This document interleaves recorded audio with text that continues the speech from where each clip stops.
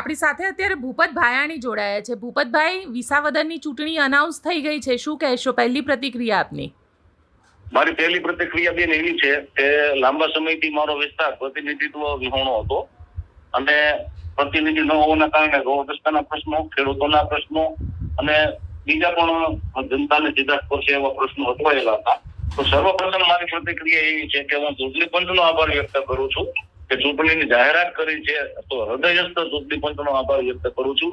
બીજું કે મારા વિસ્તારમાં નવા પ્રતિનિધિત્વ ભારતીય જનતા પાર્ટીમાંથી ચૂંટાઈ વિધાનસભામાં બેસી અને જે અટવાયેલા પ્રશ્નો છે, ખૂબ જ નજીકના ભવિષ્યમાં 4 થી 6 મહિનામાં તમામ રોડ રસ્તાઓના કામ શરૂ થઈ જાય। સિંચાઈના જે પ્રશ્નો છે અમારા ખેડૂતોના, અમારા ભેસાણ ઉબેડ નદીમાં સિંચાઈનું પાણી નાખવાનું છે, વિછાવડ ગામે પણ સૌની યોજના લિંક 4 નું પાણી નાખવાનું છે, ઝાંઝરશ્રી ડેમમાં પણ સૌની યોજના લિંક 4 નું જોડાણ નથી, તો ઝાંઝરશ્રી ડેમ વિસાવદર તાલુકાનો ખૂબ જ મહત્વનો કહી શકાય એવો ડેમ છે, એ ડેમમાં સૌની યોજનાનું પાણી નાખવાનું છે। સોનાવણી ડેમમાં પણ સૌની યોજનાનું પાણી નાખવાનું છે, બિલકલા રાવતસાગર ડેમમાં સૌની યોજનાનું પાણી નાખવાનું છે લિંક 4 નું।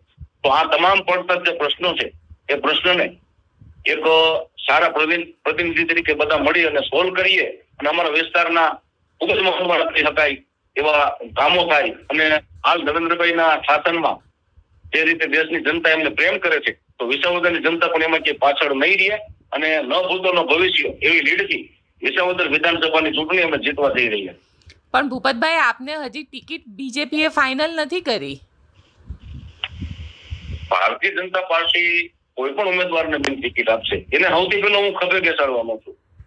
સૌથી પહેલો હું ખભે બેસાડી અને એને જીતાડી ગાંધીનગર મોકલીશ, એ મારી ગેરંટી અને બાહેંધરી છે। આપ રેકોર્ડ કરી લેજો।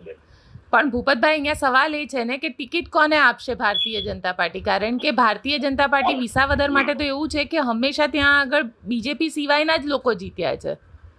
ના, એ માનસિકતા બેન ખોટી છે। 1995 થી 2012 સુધી અહીં ભારતીય જનતા પાર્ટીના જ ઉમેદવારો ચૂંટણી જીતા હતા અને સરકારમાં પ્રતિનિધિત્વ કર્યું હતું। અમારા વિસ્તારના ખૂબ જ સારા કાર્યો એ સમયગાળા દરમિયાન થયા હતા। અમારા પૂર્વ ધારાસભ્ય માનનીય શ્રી કનુભાઈ ભાલાણા સાહેબ, જે 2002 અને 2007 સતત 2 વખત ભારતીય જનતા પાર્ટીના મેન્ડેટ ઉપર ચૂંટણી લડી અને અમારા વિસ્તારમાં ખૂબ જ કામો કરેલા હતા, ખેડૂત આગેવાન હતા અને પૂર્વ મુખ્યમંત્રી કેશુભાઈ પટેલ એ પણ 1995 અને 98 માં અહીંથી ભારતીય જનતા પાર્ટી તરફથી વિજયી થયેલા છે। તો વિસાવદરની જનતા ભારતીય જનતા પાર્ટીની સાથે હતી। પણ 2012 તો કેશુભાઈ ગુજરાત પરિવર્તન પાર્ટીમાંથી ત્યાંથી જીત્યા હતા।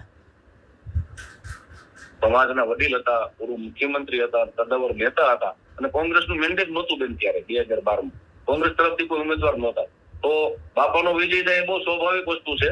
તો જીતાતા એ સમીકરણ અલગ હતું, હાલ સમીકરણ અલગ છે।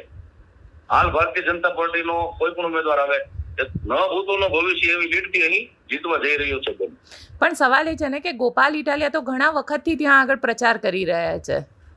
ગોપાલભાઈ પ્રચાર કરી રહ્યા છે, લોકશાહી છે, લોકશાહીમાં તમામ ઉમેદવારોએ પ્રચાર કરવાનો બેન હક હોય છે, પરંતુ અહીં અમારા વિસ્તારમાં એમણે કોઈ સામાજિક કાર્ય કરેલ નથી। કોઈના છોકરાનું નામ ઉપરમાંથી કમી કરાવીને દાખલો અપાવેલો હોય એવું નાનું સૂનું કામ પણ અહીં કરેલ નથી, કેમ કે આ એમનું કાર્યક્ષેત્ર નથી, એમની જન્મભૂમિ નથી, એમની કર્મભૂમિ નથી।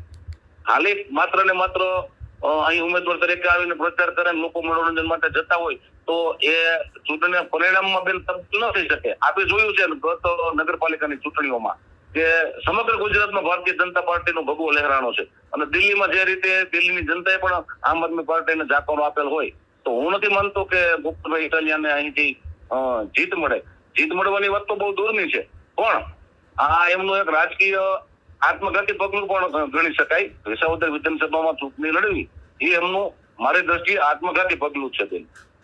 બિલકુલ ભૂપતભાઈ, અમારી સાથે જોડાવા માટે આપનો ખૂબ ખૂબ આભાર। ધન્યવાદ।